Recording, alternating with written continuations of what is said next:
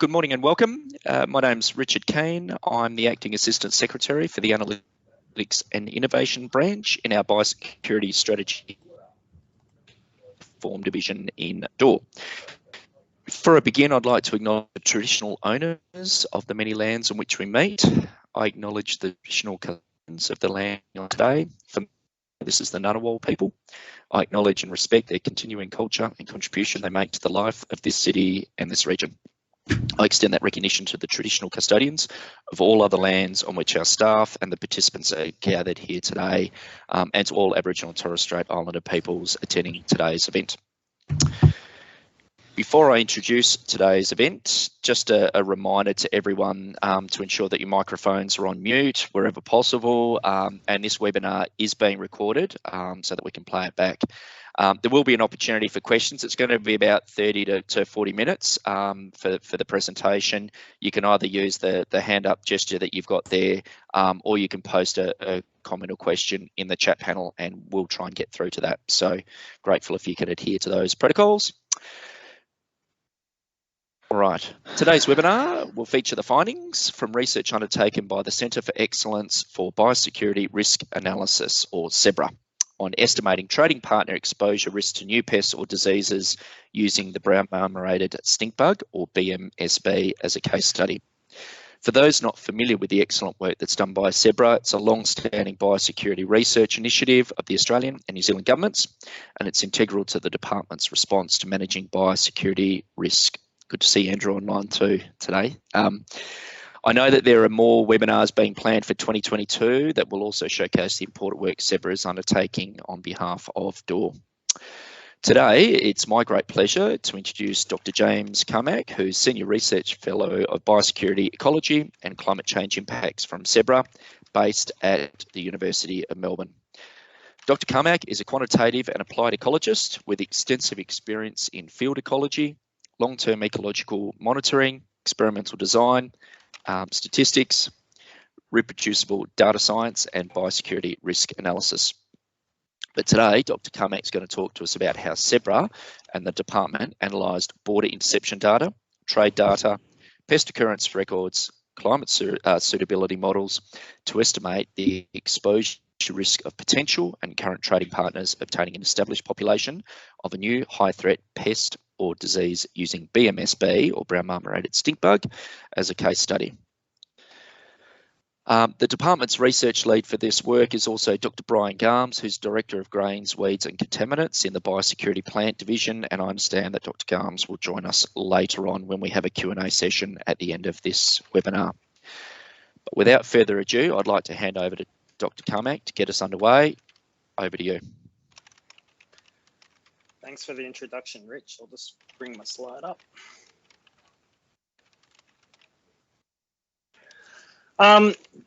Thank you for inviting me to doing this presentation today. So the project that I'll be talking about is basically the brainchild of Dr. Brian Garms. He came to me back in 2018 about the idea about using border interceptions data to basically estimate the exposure risk of trading partners that currently don't have BMSB for informing border inspection rates. So it's more of a preemptive way, rather than be reactionary, it's more preemptive and thinking about, well, okay, this is a fast moving pest. We need to work out which countries are likely to be most exposed to get it to minimize the chances of us getting it, particularly because of the biology of this particular pest. So this is how this project started back in, I think, early 2018, I think, from memory. And Brian and I had several discussions about ways to approach it. He had already done some preliminary analysis in terms of the border interceptions data, and this was further building off that particular work. So we are more interconnected than ever before, right? We have increasing shipping routes all over the world, not just coming to Australia, and we have increasing flight routes. There's increasing human movement in general, and this has been correlated with increases in first detections of exotic species. So we can see this in the Sebens 2017 Nature's Communication paper, where basically over time from the 1800s to 2000s for a lot of these different taxons, we're seeing basically a linear or exponential increase. And for a couple like mammals, we're actually starting to see a decline. But this is all correlated with increases in human movement and increases in trade. And an exemplar of how interconnected we are is just looking at the COVID-19 pandemic, right? In a matter of months, it had spread virtually across the entire globe. And as a consequence, we had significant impacts, both social impacts as well as economic impacts. And so it's increasingly important that we need to not only be reactionary and respond when a pest or a disease is discovered in the country, but we need to be a bit more preemptive. And this was basically the pretext of what Brian was pushing, is we need to be able to work out for fast-moving diseases and fast-moving pests, which countries are most exposed to these pests as a function of who they trade with. So how do we develop a strong and an efficient biosecurity system while also allowing for this increase in global trade and human movement? Well, one way we can do this is by using border screening, as well as pre-border activities like trade restrictions and phytosanitary conditions that we impose on certain traded goods. And what's traditionally done is that these trade restrictions and border inspection rates are typically based on the perceived risk of a pathway. So a particular commodity coming from a particular country might be more risky based on the current distribution of the pest more often than not.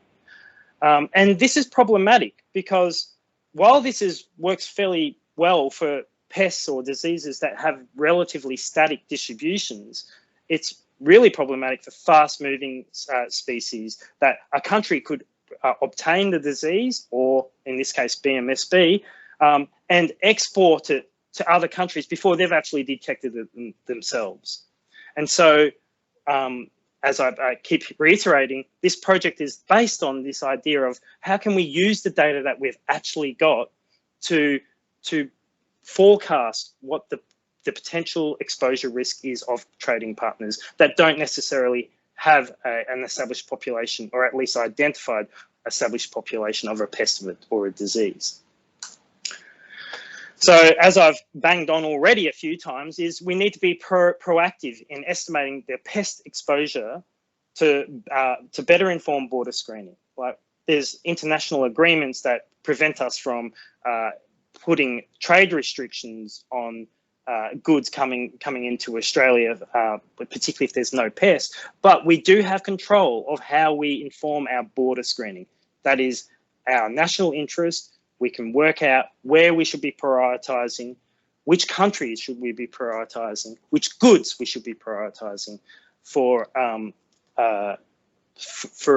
higher levels of screening. So basically, the framework of the model that I developed is based on the fundamental idea that for a pest to establish, three barriers need to be met. Basically, the pest needs to be able to get into the location or the country. So that's the propagule pressure, or the purple box here. The host availability or habitat suitability needs to be suitable. So that's the biotic environment, the blue circle here, and the climate needs to be suitable, or the abiotic environment. And it's a condition of these three. You need all three to be suitable, right, for an establishment event to occur. So for example, if we had propagule pressure coming into a country and there was some hosts there, but the climatic environment wasn't suitable for the pest to actually establish and breed and so on, then establishment is much less likely. So this is the fundamental principle for thinking about estimating establishment exposure. Now, we need to have some pragmatism. So I've worked in the academia for over a decade now, and since I've joined SEBRA and particularly been working much more on the applied end of the spectrum, I've came to the realization, as most of you that are working in this space will probably already know, is that a lot of the models that are actually developed by universities, by pure academics, are great, but they often rely on having complete data and high quality data. But the reality is governments around the world often have to deal with imperfect and incomplete data. And therefore, we need to make the most of the data that we have. And as a part of that, because we have incomplete data or imperfect data, we need to rely on assumptions and rules of thumbs. All models are made of assumptions, but these should be grounded in common sense. And the whole point of this is if we can get the foundations right, so the model foundations, the underlying theory right, we can then add the complexity as the data becomes available. So this is a horrendogram, but I just wanted to point out that the framework that I developed for this particular project tries to make the most of all the different types of data that we've got. So up the top are the different data sources. So we have some climate raster data across the globe. We have expert collated data. We have data from the Global Biodiversity Information Facility, GBIF. We have data from CABI that has been expert verified. We have government internal data, which is pest interceptions at the border. We have general contamination data. We have United Nations Comtrade data. So that's estimates of trade flows that all countries report data to. And then we also have things, estimates about population density across the globe. And the combination of these data sets is what I tried to bring in to make the most of both publicly available data, but also internally country-specific data to estimate basically an exposure score. So the case study that I was tasked with basically developing this model around was brown marmorated stink bug, or BMSB for short. It's an agricultural and nuisance pest. So it's highly polyphagous, so it can feed on over 100 hosts. And so it's a huge problem for horticulture, but it also aggregates in large numbers over winter in the Northern Hemisphere, often in people's houses, in warehouses, and in cars and in car lots. Its native distribution is East Asia, but over the last several decades, it's invaded large areas of the United States and parts of Europe. And it's a significant threat as it can hitchhike in large numbers, because the key problem with this pest is because it can aggregate, it aggregates in large numbers over winter. You're basically got, if you're exporting, say, a container of cars, there's a chance that you will have a founder population when it actually arrives at the border. And that's happened before. So Brian has told me examples of imports from Italy been completely infested with hundreds of BMSB. Now imagine if that got through screening, you've already got a founder-sized population. So the chances of establishment is already much higher. So this was a really significant pest, still is a significant pest, that has been known to spread really fast and has some biological attributes that make it very, very easy for it to establish. So if we go back to those three circles that we had, so the propagules pressure, the abiotic suitability, or the host availability or the biotic suitability, this is talking about the first one, which is potentially the most important. It's effectively trying to estimate what's the arrival rate of your pest coming into the country. Now, as I mentioned earlier, I was lucky that Brian had actually already done a fair bit of work in this space. So we had some high quality BMSB specific border interceptions over the period of 2013 to 2018. And these interceptions were identified to the 4-digit HS tariff code, so the commodity code, and the country of loading or the country of origin was identified for each of these detections. The other things that we had was the number of consignments of a particular commodity coming from a particular country. So, for example, plastic chairs from China coming in for each year. And we also had the proportion of consignments being inspected. So we had an estimate of the screening effort. So this is really important because it's often not collated easily or not included with the interception data. But we need to, it's all good to have, oh, we've found 100 BMSB interceptions at the border, but I need to know something. We all need to know something about how much effort went into getting those detections. And so I knew something about the proportion of consignments that were inspected. And then we also had a list of countries with known BMSB established populations, so you could treat them as the source of spread. And we knew something about the susceptible commodities based on the historical interception data that we had. What we didn't have was reliable statistics of the value and the size of individual consignments. We didn't have information about the border interception data from other countries. So we only had information that the Australian government collects. And we didn't have information about consignment volumes from other countries. Now, why is this important? Well, knowing something about the size and the value of the consignments can be useful for thinking about how do we estimate the sensitivity of a screening event actually detecting an event. So unfortunately, we didn't have that level of information.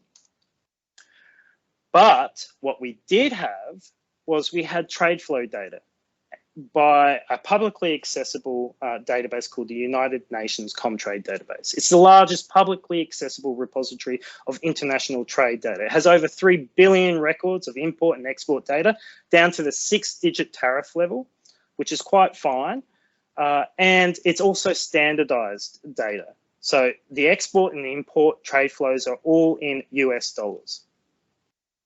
So what I basically did to get an understanding of the total trade flows between countries and also trade flows coming to Australia from all infected countries was I sourced the data, the trade flow data directly from the Comtrade database for the same period that I had the interception data for. Now, I won't go into too much detail about the statistics here, but in essence, what I did was I had something about the expected number of counts coming in for each infected country, which there was about 30 of at the time, for each tariff code and for each year. And the main thing to take away here is I fitted a Bayesian generalized additive model, or a GAM, that basically modeled the interception counts as a function of the trade flow, so in US dollars, that's coming from the Comtrade database. And then I had these error terms, which are called random effects, that basically accounted for the effect of infected countries. So some infected countries might have higher risk than others. The tariff code, some codes will be higher than others, and year. Because we had multiple years, some years will have higher risk than others for some reason. And so these random effects are useful because not only do they account for the additional effect or the additional risk that was not otherwise accounted for by trade levels or the US dollar export value coming into a country, but they also account for the non-independence associated with, say, higher risk among years or higher risk in commodities exported from a given country. But they also allow us to make predictions about unobserved groups. So, for example, if Italy exports something to say China, but they don't export it to us, we can use the model to basically approximate what that contamination rate would be. Now, one thing I really want to stress here is that this model was based on Australian data. Australia, at least in theory, has one of the strongest biosecurity systems in the world. And as such, the model estimates of exposure risk are going to be based on what we see.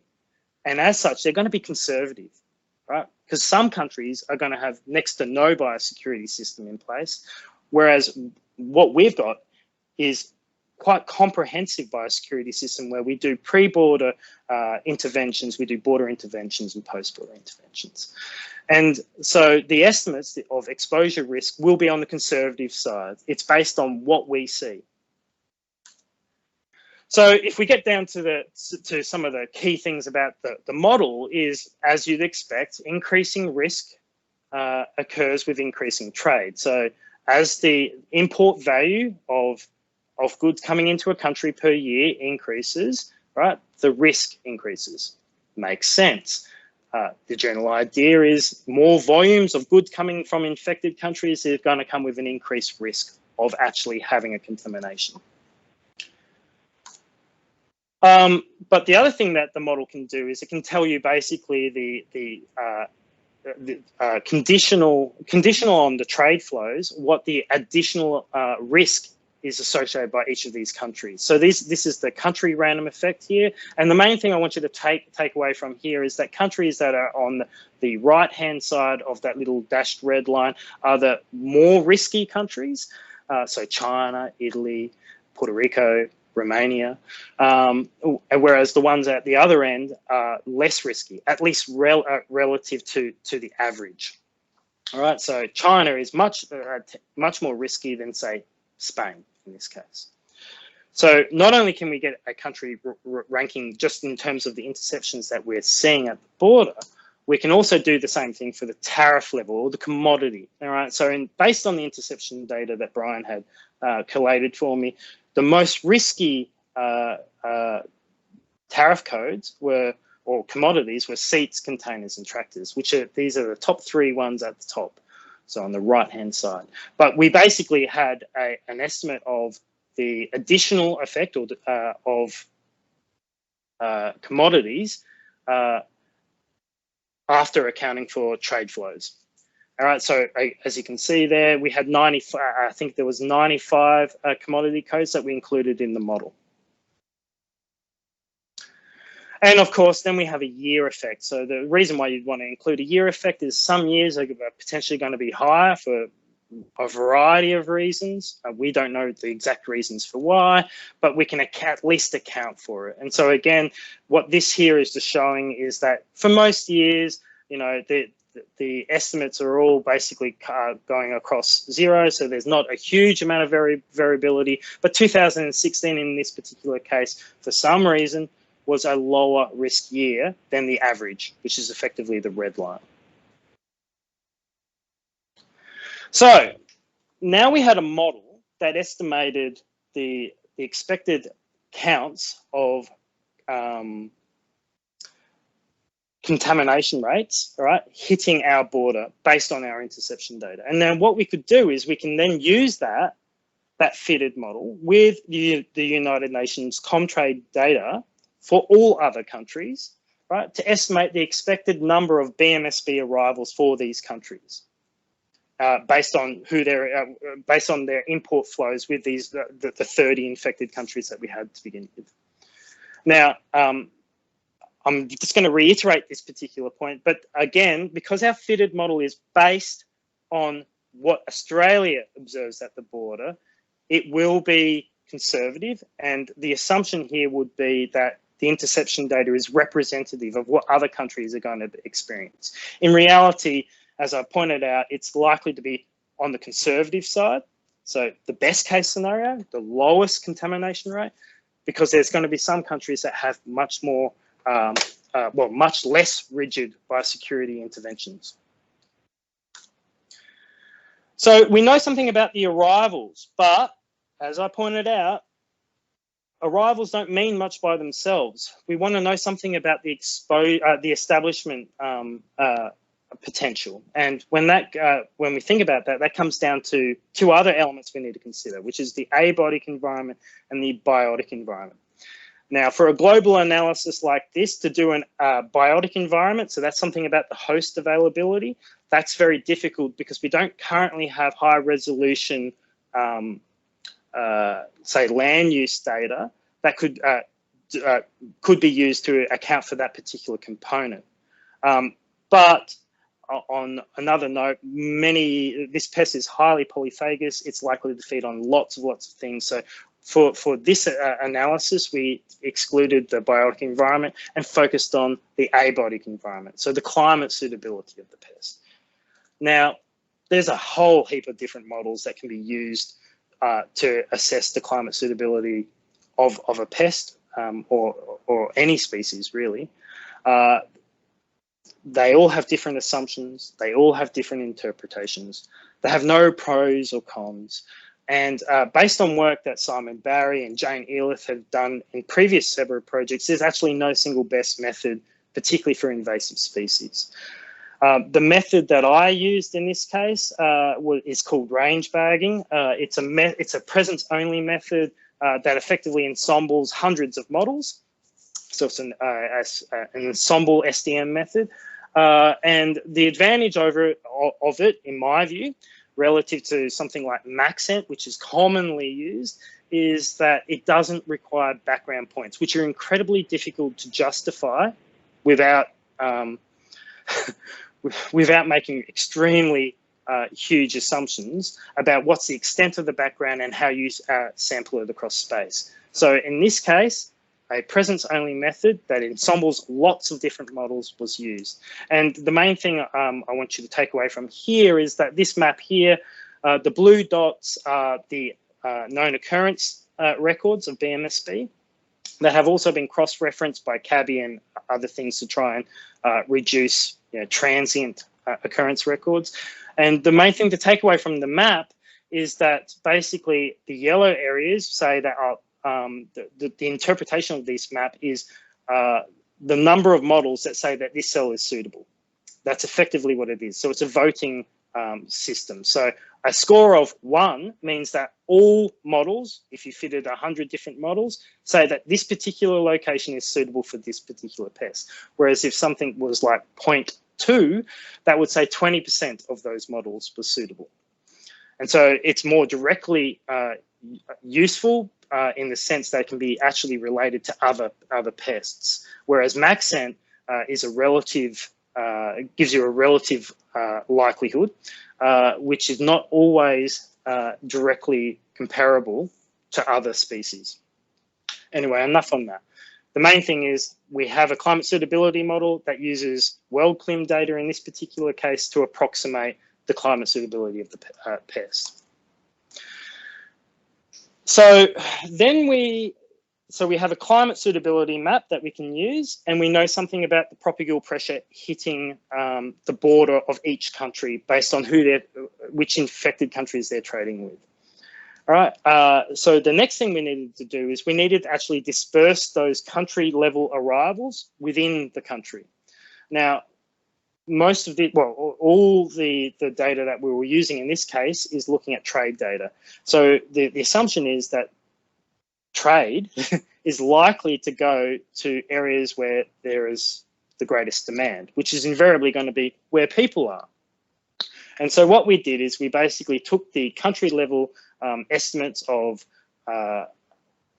arrivals or the propagules pressure hitting the country border. We distributed them proportionally based on the population density across that country. I think it was done at a 5-kilometre grid. And then basically what we did is then I overlaid the climate suitability map against those arrivals. So I had two rasters, an arrival layer and then a climate suitability layer. And then because Brian was interested in using this for thinking about country level rankings, then basically I summed up those raster cells to basically come up with a country exposure score. And this is the mapped version of it. So just to go over this briefly, the red countries are the countries of known establishment of BMSB, or the source countries, I guess you could call them. All right, and all the other colours from the blue to the yellow are the log median exposure score based on the method that I just explained. Now, one thing I just want to highlight here is that Australia comes out very, very high on the exposure score. And now that's to be expected because the data that we're feeding into the model is what Australia observes. So it's already highly exposed to all those pathways. This model could be improved if we could get the same quality data that Australia has from, say, other countries such as New Zealand and America. So the more data that you feed into this model, the better it'll get. But this is the only data that we've currently got. So we've got to make the best of what we've got. And so while Australia comes out hot, that's that's not important in itself. It's relative to all the other countries. And so if we plot this, put this in the table form, as you can see, Australia comes out on top as to be expected, but the United Kingdom and the Netherlands and Poland and Hong Kong followed closely behind in terms of the rankings. And when I did this analysis, which was, it was all finished by, I think, mid-2019, about 4 or 5 months later, the United Kingdom, England, acknowledged that they had received an established population of BMSB, at least according to what Brian had told me. So there was a little bit of validation just in there. But basically, we can then have a ranking system. And on top of it, we have some uncertainty in those contamination rates, and we can propagate them and see how they change the rankings, which is this 2.5 rank and the 97.5 rank. So just to finish up, so one thing that I've been working on, this wasn't directly part of the project, but my preference has always been, rather than just write a whole heap of papers that no one reads, I get a lot more reward by actually trying to build tools that are more easily implemented by others, particularly those in government that actually need to make these decisions. So one of the things that I've been working on, which is pretty much finished now, just got to do some minor tweaks to it, is basically I've built a little Shiny app that basically does this entire analysis for you. So effectively, you can provide it with a list of infected countries. You can load in some interception data and your screening data. You can either have a model fitted for you using the range bagging approach that I've got, or you can load up your own climate suitability map, as long as it's within certain conditions. And basically what this will do is it'll fit the model, it'll source the United Comtrades database, and it'll spit out both the tables and the maps. So you could apply this to other pests. In fact, that was one of the central themes of this method, was it needed to be pragmatic enough and generalized enough that it could be used on other pests, trade-related pests, that is. And finally, this project has since spawned at least 2 other projects. One of them is the current project, which is called SEBRA Project 21B. This is where we're taking the guts of the model that I've developed here, and we're trying to use it to forecast exposure risk under changing trade conditions using the GTAP Global Trade Analysis Project. That's with Tom Compass. But also changes in climate change. That's the other key component here. That's one project. And then there's the Scion New Zealand project, which is a similar project, but much more focused on New Zealand, which is doing similar things. So one of the main additions to this is that we want to be able to forecast much further into the future, as opposed to, say, 1 year in the future, by accounting for, say, climate change and trade impacts on species distributions, agricultural productions, and how this translates to international trade flows of high-risk commodities. And that's it.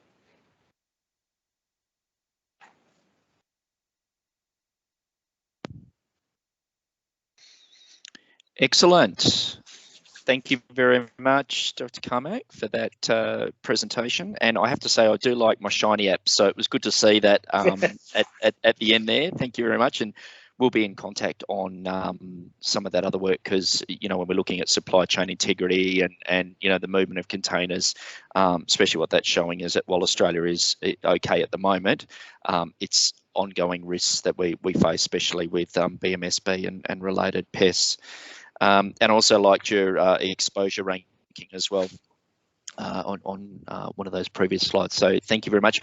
I think we might have a few questions coming through, but just while we're waiting for all that to transpire, I think we've got Dr. Brian Garms online. There we go. Perfect. Thank you very much. As I mentioned to everyone before, Dr. Garms is our lead. He's Director of Grains, Weeds and Contaminants in the Biosecurity Plant Division.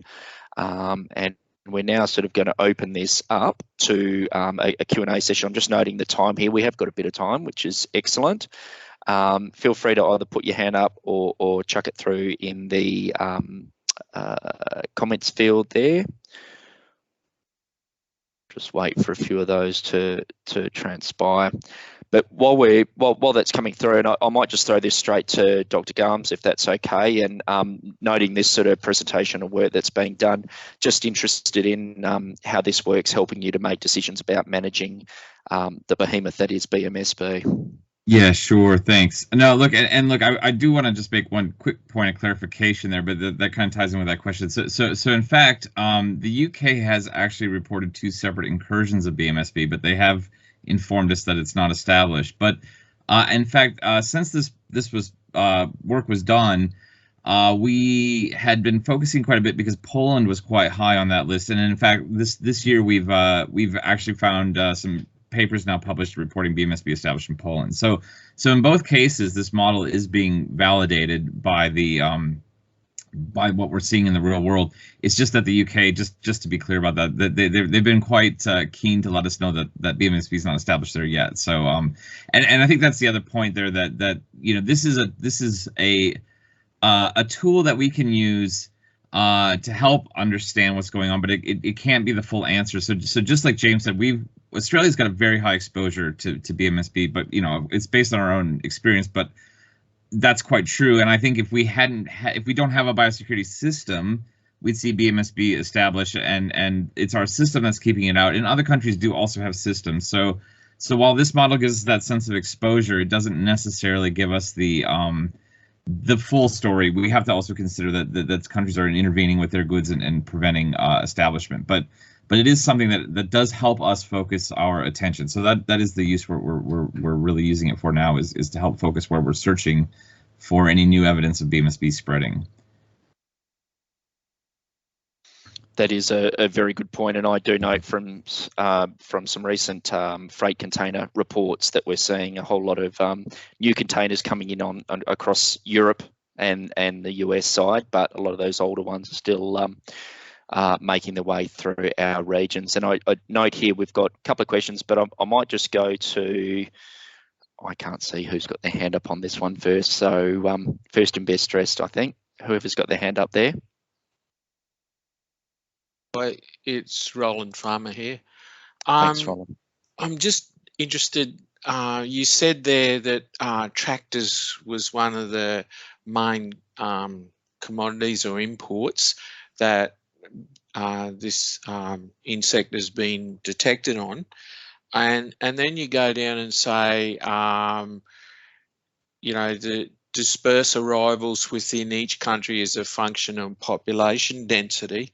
Well, tractors go to, you know, rural areas. So, yeah, there's a bit of a question there about that assumption.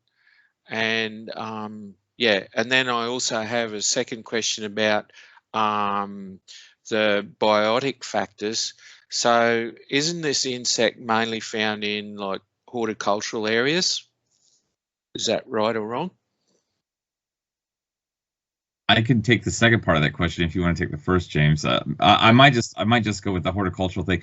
Look, that is where it has a lot of impact, right? So certainly the economic impact of that pest is realized in these horticultural areas, but I don't know that it's necessarily the case that that's where the populations are highest. They seem to actually be highest in what I would call sort of like mixed broadleaf deciduous forests.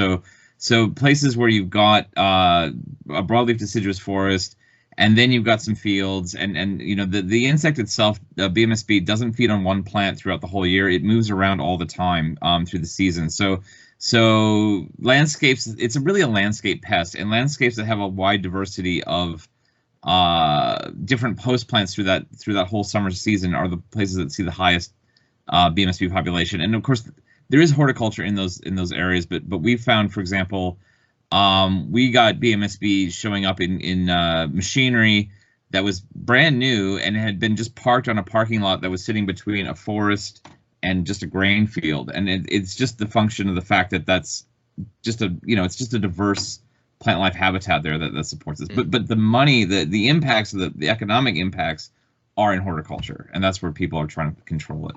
Okay. Yeah. And so this model could be improved with better land use mapping data? Yes. Yeah.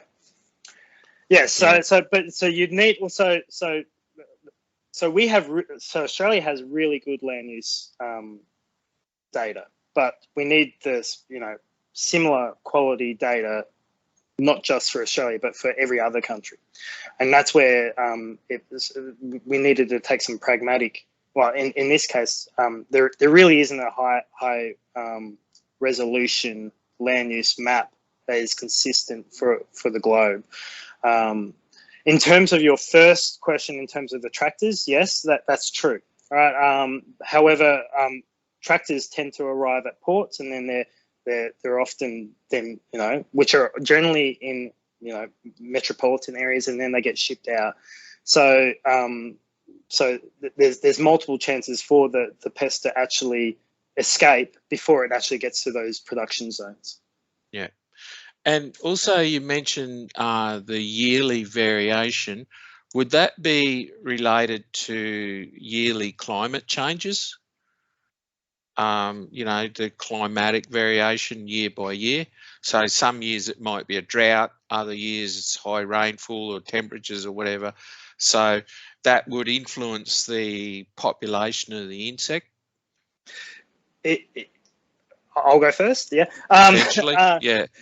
So it's a random effect term. So it's just, anything that's potentially the variation that's absorbed by year in this case. So it could be a whole heap of different things. It could be due to changes in, say, policy that is done pre-border or at the border. It could be changes in, say, the population sizes in the source countries. So that could be related to climate, for example. There's a whole heap of different reasons for why that could be the case. Okay, yeah. thanks. Look, and I just wanted to expand a little bit, and there's a question from Elizabeth Reed about the 2016 year that I'd like to cover as well, because I think there's a good point in that, and that is that this is based on our interception data, and we don't just idly sit by and let things hit the border. We take action as well. So what had happened is in 2015 we had really the first really bad year of BMSB coming out of the United States, and we took a lot of action that year to do. Start to require treatment of goods before they were sent to Australia, and we did see a really appreciable drop then the next year. And so 2016, the main risk was really from the U.S. only, and we had measures in place. Then starting in 2017, we started to have problems from Europe, in Italy in particular. So 2016, it's not random, right? Like there was measures in place, and I think that dip is probably mainly driven by that, to be honest. But and I think that's right. We're never going to have just a pure data model here on just pure surveillance, right? Because we're constantly taking action and adjusting our own import pathways as well. But this is as good as we can do in a way, if that makes sense. Yeah. Thank you very much, and thank you, Roland. Just noting the time, and there has been a lot of other questions, and I believe the slides are going to be made available after for those that are asking. But just the next one there is, how do you quantify model accuracy? So in this case, there's a few different models that feed into this. So with the propagule model, so the contamination model, it was all cross-validated. So basically, we withheld a part of the data and ran it multiple times, and then we chose the formulation that was most predictive. In terms of the model outputs as a whole, that's extremely tricky to actually do, because to do that properly, you'd need to know stuff about the arrival rates hitting each country, pretty much to do that. And the reality is very few countries are willing to share that data, if they even collect that data. I think that's an important point, and noting you originally were talking about a lot of open source data. You can only use what you can and then combine that with internal data, and then it's dependent on other countries willing to share. But just feeding on that, we've got another one here about, is the model applicable to microbial or fungal pathogens? I believe it does. The main thing is that as long as the contamination data or the border inspection data can be broken down to, so that the form or the species or the taxon group that you want to do it, and whether there's potentially the use of climate suitability is optional. You don't have to have a climate suitability map. So if you don't think it's going to be largely driven by climate, then the exposure rate is effectively your propagules pressure. So you can turn things on and off. So it's flexible enough to do that. But the key point there would be, do you have the border inspection data to do it properly? It's an ongoing thing, isn't it? Especially with the flow coming through, trying to get through as much as you can. And I know we don't have time now, but there's a lot of other approaches. I think what Dr. Garms was talking about before, you can apply like a layered approach. So there are eDNA, there are a whole range of other things that we may want to consider pre and at border to supplement all of this other work. Exactly. But yeah, it's an ongoing battle. Just quickly here, with the tariff effect slide and the most likely to contain BMSB containers is listed. Containers contain a range of products. So does this mean the actual container itself is the thing that is holding the BMSB? I can answer that one too. Look, for BMSB, we didn't really get into that in this presentation, but the driver of the risk of this insect is that it overwinters in sheltered places, and there's a risk assessment that we put out that people can look at for detail, but there's a really strong seasonal pattern that supports this, and the type of goods that it infests are in fact goods that have some sort of complexity where they can crawl in and hide. So in the case of BMSB, they're really not infesting containers per se. They're infesting the goods, and then they're staying with those goods as they're loaded. Other pests, for example, I think kaffir beetle is one that's in everybody's mind. We think that's not the case, that the container itself can be infested. These beetles are much smaller, and they're scavengers, and they're probably living in the cracks in the containers themselves. So you really do have to know something about the biology of your pest, and what you think the actual pathways are. And it would be the same with the pathogens too, but you have to decide what you think your pathways are to understand how to use this model best, I think. Yeah, thanks. And I think based on that, we've probably got enough information for another webinar just on Kappa and BMSB. Just a couple of other ones, and I'll try and weave this into two, if that's okay. We've got a question around using the model to predict change to risk based on changes to the biosecurity measures, change to screening efforts, and whether this could inform policy or procedural levers. And then just the other one around, I guess, main sources of bias or algorithmic bias in the models. I'll give you the first one, Brian.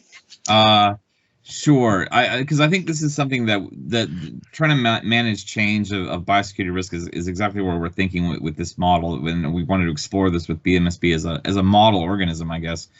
I think the thing with BMSB, that one of the things about that pest is it is native to East Asia. East Asia is probably not actually our source of real risk. It's native there. It's been there forever. There hasn't been any real change in BMSB populations there for a long time. It started to become a problem once it invaded the U.S. and those populations built up. And the first place we had real issues was the U.S. And then it then moved to Europe and so on. And so I think what we need to have is a system that lets us pick up when an organism has recently expanded, or when an organism is starting to appear at our border from an area that it never really has before. And I think this is where this model could be really useful to help us stay on top of it, because to be quite honest, when it started to appear in a wide range of goods from Italy in 2017, it was really unexpected for us that when that occurred, and we really had to scramble to keep on top of it at that time. So I think managing that change of risk is really important future benefit for this kind of a model. Thanks. In terms of the biases, yeah, there's several potential biases. Well, the most obvious one, which is the one I raised throughout the talk, is that the model outputs are going to be biased because they're based on only what Australia sees. And so if a country is exporting another good that Australia is not receiving, that has very high contaminations of BMSB, we're not actually capturing that because we don't receive that good. So that's one bias. The other major one is that border screening. In fact, any type of surveillance, there's no such thing as perfect surveillance. There's always a chance that you're going to miss something. And so one of the things that we had to do in this particular project is, because consignments all come in different sizes and shapes and all sorts of things, is that we pretty much had to make the assumption of perfect detection, because we didn't have the level of information on, you know, how much time was spent, you know, what was the arrangement of the consignments, how big the consignment was and stuff like that. So that's another significant potential source of bias, is that some commodity lines will be easier to detect things on than others, but we'll need to get better data on that to be able to estimate what those differences are. Excellent. Very broad question, that one, but a really important one, I guess, especially when we're looking at, you know, algorithmic bias and how we develop our models and apply them, especially if we want to use it at the border. Got a really broad question here, so you can flip a coin for this one. If there are going to be more fast-spreading pests in the future that we don't have information on, does this change the relative investment on the invasion curve? That is, a shift towards more spent on preparedness, response, recovery, as we can't get enough info on those new pests? Well, that is a really broad-ranging question. I think that probably sits with me a little bit there. But look, I think the thing is that, yes, you know, everything, I don't know, everything's getting more complex, and I think these connections that are forming through global trade are going to accelerate some of this. And like I said, I think for me that there's the knowns, right, the places where we know pests are and we can monitor that, and that's one thing, and that's one problem for us. But it's this rapid changing unknowns that are what really are a struggle for us. And I think that's the thing. You know, the faster we can sort of pick up on these things, the better we're able to respond across the whole biosecurity continuum, right? So not only the border intervention, but also talking about preparedness. That also has happened with BMSB. You know, thinking about preparedness, thinking about market access issues, thinking about all those issues that would impact us with a new pest. And look, there's only so much you can do. I mean, another example has been fall armyworm, where that actually established in Africa, and from that point on, it appears to have naturally spread straight across to Australia, and there was really nothing we could do at that stage beyond prepare for it. So yes, I think these sorts of things, you know, it's the whole continuum basically. So it is a very broad question. I hope that answered it. Very good. And just noting the time, I might just throw to this last one before we wrap up, if that's okay, unless there's any more that come through at the last minute. Can the trade data be adjusted for the transport mode, that is air freight, containerized sea freight, mail, pipelines, all that sort of stuff? Yeah, that's a very good question. I'd need to. It all comes down to what the Comtrade database is currently collecting, and mostly it's just tariff code and export value. Occasionally they'll have something about, you know, the volumes of goods, but that's not routinely entered by all countries, so it's not really usable in this context. But I can't remember if there's something about mode of transport. I'm pretty certain there's not. It's just volumes of goods. So if you were to try and account for it, you'd need to go, well, what's the likely mode of transport for this particular commodity type, and then you'd need to build it that way, as opposed to directly sourcing it from, say, the Comtrade database. Yeah, I think that would be a particular challenge, wouldn't it? Especially noting the data sources as well that are available there. Look, I don't see any other hands up, and I know there's quite a few other questions. Look, we will try and get through those out of session and respond to you all. But look, thank you very much to Dr. Carmack and Dr. Garmes for providing your valuable time and presentation on the work, but also the responses there. Appreciate all the questions that have come through. if there's any other, our next sort of series of webinars haven't been locked in yet. It'll be early 2022. But if there's any suggestions or any other further things that we may want to consider, it's biosecurity.research@agriculture.gov.au. Always welcome any input there as well. But look, just thank you very much to you both for providing your time, and a really, really valuable presentation, and enjoyed it all. And on behalf of everyone, thank you. Thanks everyone for your interest. Thank you. Yeah, thanks for having me. Yeah. Thanks all, and we will see you early in 2022. So keep an eye out for the next webinar. Thanks. Thanks everyone. Bye.